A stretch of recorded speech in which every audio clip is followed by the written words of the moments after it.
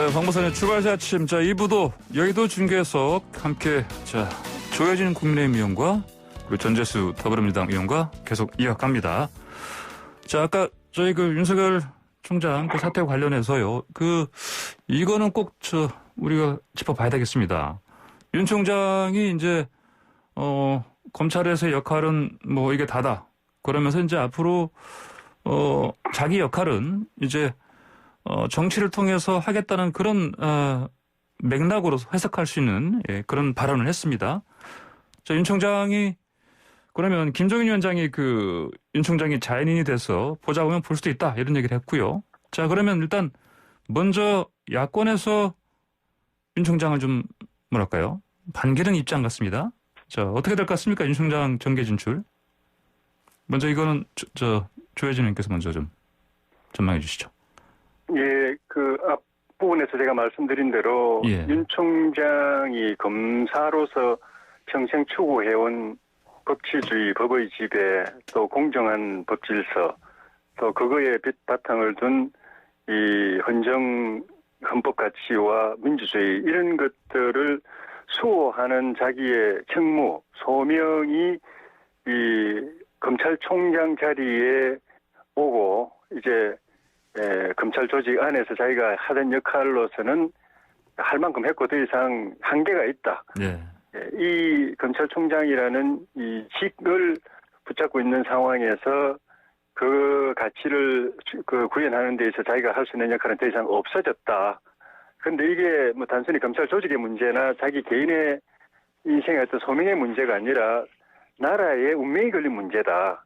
또 대한민국의 미래가 걸린 문제다. 대한민국이 앞으로 더 나은 나라로 이제 발전하느냐 아니면은 후진 전체주의 국가로 비민주적인 권위주의 국가로 퇴행하느냐가 운명이 걸린 문제다라는 인식을 가지고 그걸 위해서 자기가 마지막으로 할 수 있는 봉사의 기회는 검찰 밖에 있다라고 생각하고 이렇게 거취를 정리한 거 아닌가 싶고요. 예. 또 저희 당의 김종인 비대위원장도 전부터 윤석열 총장의 어떤 정치적인 잠재력이나 이런 걸 눈여겨보면서, 별의 순간이라고 그랬나요? 예. 네. 별의 순간은 본인의 선택에 달렸다 이런 말도 하면서 예. 관심을 가져왔는데, 현직 검찰총장이기 때문에 정치적 부담을 안 주기 위해서 따로 만나거나 이렇게는 안 했던 것 같은데, 이제 총장직에서 물러났기 때문에, 예. 그리고 앞으로 지금 이제 한 달 뒤에 재보궐선거도 있고 1년 뒤에 대통령 선거와 지방선거 나라의 진로를 가르는 중요한 정치 이벤트가 있기 때문에 이것과 같이 겹쳐가지고 윤 총장의 행보를 주시하면서 본인의 역할, 김종인 비대위원장이 어떤 그런 측면에서 역할을 할 수도 있겠다는 그런 생각을 갖게 만듭니다. 예, 알겠습니다. 전재수 의원님. 예, 저는 윤석열 총장이 100% 정치를 할 거라고 생각을 하고요. 예. 정치 개시 선언을 어제 했다 이렇게 보고. 네. 근데 어떤 정치를 하는지 참 궁금합니다. 어떤 정치를 할지 잘 국민의 한 사람으로서 관심을 가지고 지켜보겠다는 말씀을 드리고요. 예. 정치의 영역은 공적인 영역이죠. 당연히 이제 일정한 검증도 받게 될 것이고 그렇다면 이제 그동안 계속해서 꼬리표처럼 따라왔던 부인 문제, 장모 문제 이런 것도 뭐 자연스럽게 검증이 되지 않을까 생각이 들고요. 예. 기본적으로 제가 이제 뭐 이렇든 저렇든 정치라는 것은 사람을 살리는 것이 소명이죠. 근데 이제 검사라는 것은 뭐 범죄자든 아니든 간에 어떻든 뭐 큰 틀에서 보자면 사람 잡아넣는 일을 하는 거 아닙니까? 사람 살리는 정치와 사람 잡아넣는 일 했던 이 검사는 정치에 일정하게 한계가 있을 수밖에 없다 이런 생각이 들고요.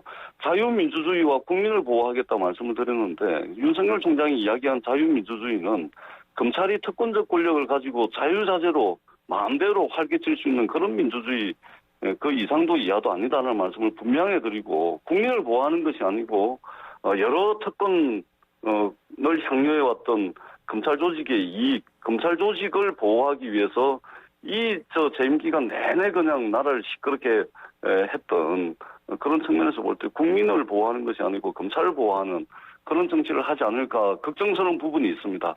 예. 부디 정치 영역에 들어와서는 그야말로 민주주의와 국민을 보호하는 그런 정치를 기대하겠다.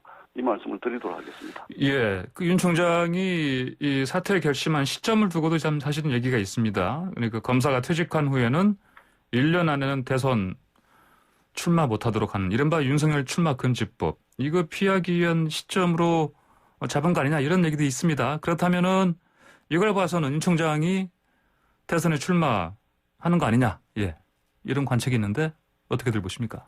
이건 저는 뭐 100% 그렇다고 봅니다. 왜 예. 그러냐면 예, 어제 갑자기 사실은 이제 어제 검찰 내부에서도 이렇게 빨리 사퇴를 할 줄 몰랐다, 이 반응이 뭐 주된 반응 아니겠습니까? 예. 많은 부분들이 이제 갑자기 이제 그렇게 진행이 된 걸로 봐서, 그리고 또 하나는 임명권자에게 또는 청와대든 정부든 사전에 고위직 임명직 공무원은 사전에 자신의 거취와 관련해가지고 뭐 이렇게 좀 그런 걸 다 전달을 하거든요. 상의를 하게 돼 있거든요. 예. 어떤 장관이든 어떤 청장이든 이렇게 하지 않는 사람 단 한 명도 없습니다. 예. 그런데 이런 절차와 과정도 완전히 무시해버리고 임명권자에게 어떻게 보면 굉장히 모욕적일 수도 있는 방식과 시기를 선택을 해서 이렇게 한 것을 보면 네.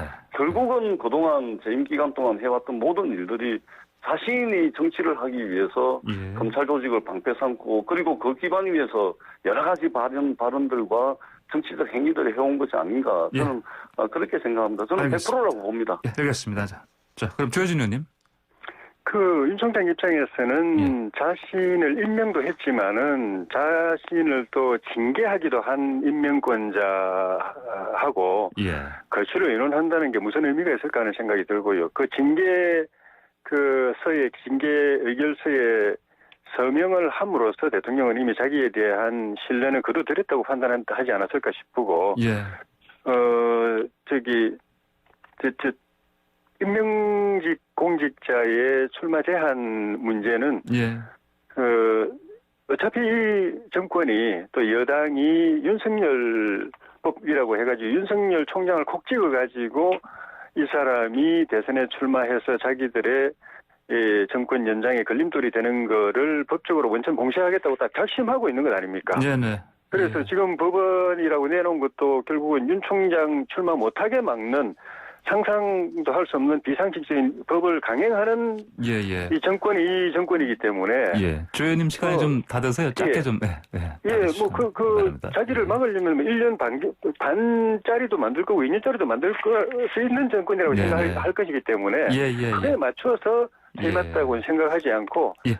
어쨌든 여러 상황을 종합적으로 고려해서 예. 자기 결단을 내릴 시점이라고 판단한 것 알겠습니다. 같습니다. 네, 오늘 두 분 의원 말씀 여기까지 듣겠습니다. 감사합니다. 네, 고맙습니다. 고맙습니다. 네.